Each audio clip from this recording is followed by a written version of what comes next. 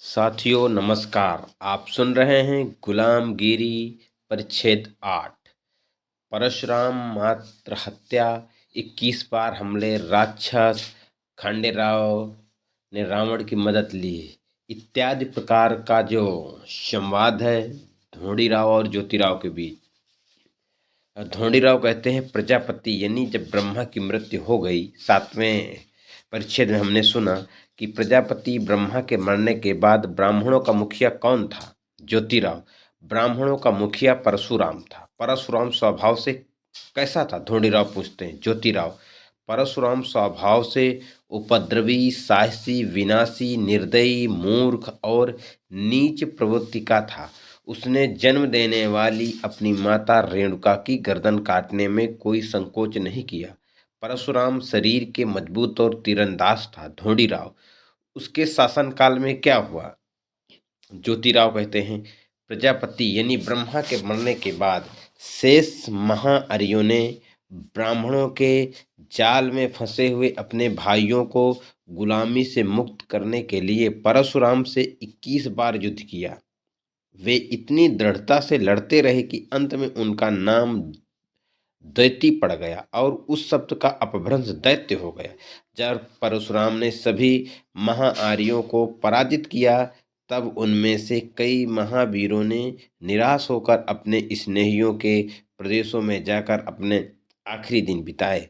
मतलब जजारी के खंडेराव ने जिस तरह रावण का सहारा लिया, उसी प्रकार 9 खंडों के न्यायी और 7 आश्रय आदि सभी कोंकण के निचले भूप्रदेश में जाकर छुप गए और उन्होंने वहां अपने आखिरी दिन बिताए। इससे ब्राह्मणों में नफरत की भावना और भी गहरी हो गई। उन्होंने 9 खंडों का जो न्यायी था, उसका नाम स्त्री के नाम पर निंदा सूचक अर्थ में 9 चिथोड़ों वाली देवी रख दिया और 7 आश्रयों का नाम 7 पुत्रों वाली माता साती असारा रख दिया। शेष जितने महाअरियों को परशुराम ने युद्ध भूमि में कैद करके रखा, उन पर उसने कड़े प्रतिबंध लाद कर रखा। उन महाअरियों को कभी भी ब्राह्मणों के विरुद्ध कमर नहीं कसने की शपथ उनको दिलाई गई। उसने सभी के गले में काले धागे की निशानी बंधवाई और उन्हें अपने शूद्र भाइयों को छूना नहीं चाहिए, ऐसा सामाजिक प्रतिबंध लगाया। बाद में परशुराम ने उन महाआरी क्षत्रियों को अतिशूद्र, महार, अछूत, मातंग और चंडाल आदि नामों से पुकारने की प्रथा प्रचलित की। इस तरह के गंदे प्रचलन के लिए दुनिया में कोई मिसाल ही नहीं है। इस शत्रुतापूर्ण भावना से माहर, मातंग आदि लोगों से बदला चुकाने के लिए उसने हर तरह से घटिया तरकीबें अपनाई।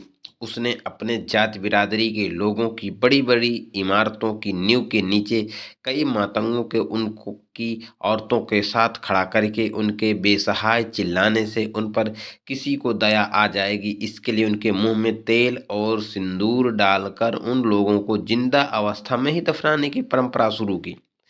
जैसे जैसे मुस्लिमों की सत्ता इस देश में मजबूत होती गई, वैसे वैसे ब्राह्मणों द्वारा शुरू की गई यह अमानवीय परंपरा समाप्त होती गई। लेकिन इधर महाअरियों से लड़ते लड़ते परशुराम के इतने लोग मारे गए कि ब्राह्मणों की अपेक्षा ब्राह्मण विधवाओं की संख्या ज्यादा हो गई। इसका परिणाम यह हुआ कि उन विधवाओं की व्यवस्था किस तरह से की जाए, इसकी विकट समस्या ब्राह्मणों के सामने खड़ी हो गई। अंत में ब्राह्मण विधवा औरतों को पुनर्विवाह करने की मनाही कर दी गई। तब कहीं जाकर उनकी गाड़ी रास्ते पर आई। परशुराम अपने ब्राह्मण लोगों की हत्या में इतना पगला गया कि उसने बाणासुर के राज्यों के सभी क्षत्रियों को समूल नष्ट कर देने के इरादे से अंत में उन महाअरि क्षत्रियों की निराधार गर्भवती विधवा औरतों को जो अपनी जान जो अपनी जान बचाने के लिए जहां तहां छुप गई थी, उन औरतों को पकड़ पकड़ कर लाने की मुहिम शुरू कर दी। इस अमानवीय शत्रुतापूर्ण मुहिम से नजर बचाकर बचे हुए नन्हे बच्चों द्वारा निर्मित कुछ कुल इधर प्रभु लोगों के मिलते हैं। इसी तरह परशुराम की इस धूमधाम में रामोसी, चिनगर, तुबंडी वाले और कुम्हार आदि जाति के लोग उन्हें चाहिए, क्योंकि कई रस्म रिवाजों में उनका शूद्रों से मेल होता है। तात्पर्य, हिरणाक्ष से बलिराजा के पुत्र का निर्वास होने तक उस कुल को निस्तेज करके उनके लोगों को पूरी तरह से तहस नहस कर दिया था। इससे अज्ञानी क्षेत्रपतियों के दिमाग पर इस तरह की धाक जम गई कि ब्राह्मण लोग जादू विद्या में माहिर हैं। वे लोग ब्राह्मणों के मंत्रों से बहुत ही डरने लगे, क्योंकि इधर परशुराम की मूर्खता की वजह से, उसकी धींगा मस्ती से ब्राह्मणों की बड़ी हानि हुई। इसकी वजह से सभी ब्राह्मण लोग परशुराम के नाम से घृणा करने लगे। यही नहीं, उस समय वहाँ के क्षेत्रपति के रामचंद्र नाम के पुत्र ने परशुराम के धनुष को जनक राजा के घर में भरी सभा में तोड़ दिया। इससे परशुराम के मन में उस रामचंद्र के प्रति प्रतिशोध की भावना भर गई। उसने रामचंद्र को अपने घर जानकी को ले जाते देखा तो उसने रामचंद्र से रास्ते में ही युद्ध छेड़ दिया। उस युद्ध में परशुराम की करारी हार हुई। उस पराजय से परशुराम इतना शर्मिंदा हुआ, उसने अपने सभी राज्यों को त्याग करके अपने परिवारों तथा कुछ निजी संबंधियों को साथ लेकर कोंकण के निचले भाग में जाकर रहने लगा। वहां पहुंचने के बाद उसको उसके द्वारा किए गए सभी बुरे कर्मों का पश्चाताप हुआ।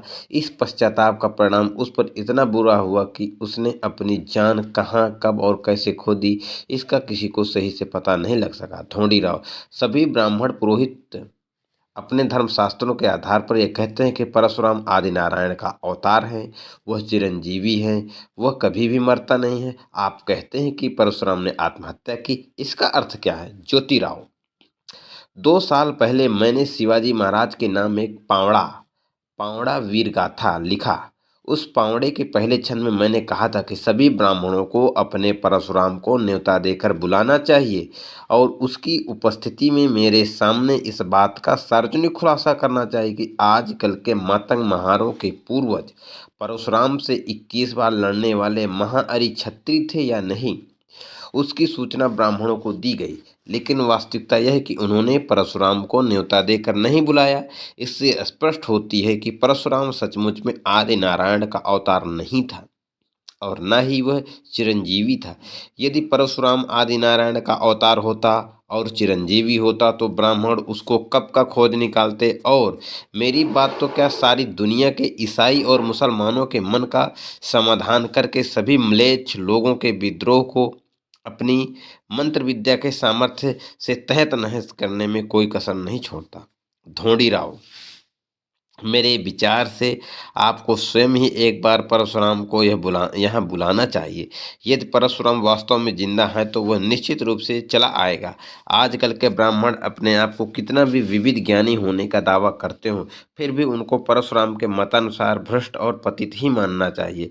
इस बात का प्रमाण यह है कि अभी अभी कई ब्राह्मणों ने शास्त्र विधि के अनुसार करेले खाने का निषेध किया है, लेकिन धर्मशास्त्रों द्वारा निषिद्ध ठहराए गए मालियों द्वारा सींचे गए पानी से उत्पन्न गाजरों को छिप छुप कर खाने की होड़ में ब्राह्मणों में लगी ब्राह्मणों में लगी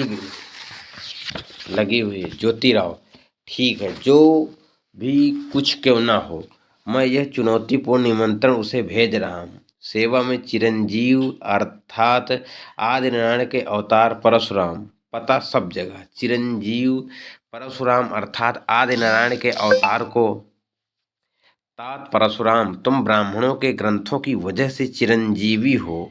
करेला कड़वा क्यों न हो, किंतु पहले जैसे विधि पूर्वक करेले खाने को निषेध नहीं किया है।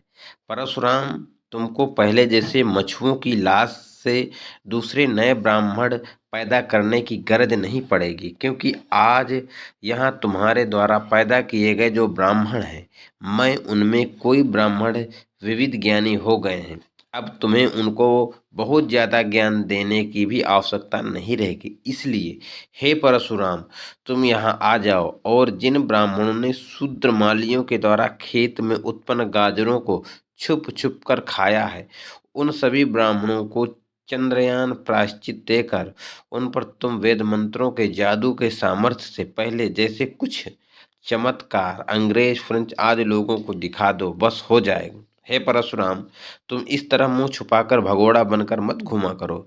तुम इस नोटिस की तारीख से 6 माह के भीतर भीतर यहाँ पर उपस्थित हो सके तो मैं यही नहीं, सारी दुनिया के लोग तुम्हें सचमुच में आदि नारायण का अवतार समझेंगे और तुम्हारा सम्मान करेंगे। लेकिन यदि तुम ऐसा ना कर सके तो यहाँ के महार मातंग हमारे म्योसोबा के पीछे छुपकर बैठे हैं। वे लोग तुम्हारे विविध ज्ञानी कहलाने वाले ब्राह्मण बच्चों को खींच कर बाहर ले आएंगे और उनको बेहाल करने में कोई कसर बाकी नहीं रखेंगे।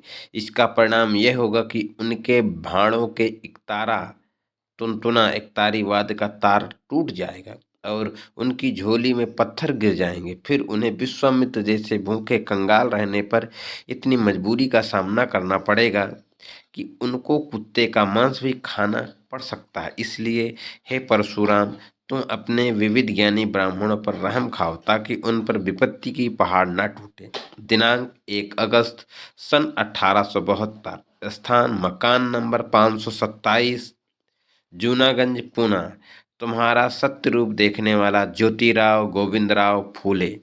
तो साथियों, परिच्छेद 8 में हमने सुना कि किस प्रकार से परशुराम का कृतज्ञ था, इसकी उनकी घटनाएं थी और काला धागा बांधने की परंपरा का क्या मुख्य कारण है और आदि नारायण होने पर उनको किस प्रकार ज्योतिराव गोविंदराव फूले ने चुनौती भरा एक पत्र लिखा। अब अगला परिच्छेद न होगा। अगला परिच्छेद सुनने के लिए आप बने रहें मेरे चैनल में। फेसबुक में सुन रहे हैं तो फेसबुक में। धन्यवाद। जय भारत, जय संविधान, जय पेरियार, जय फूले।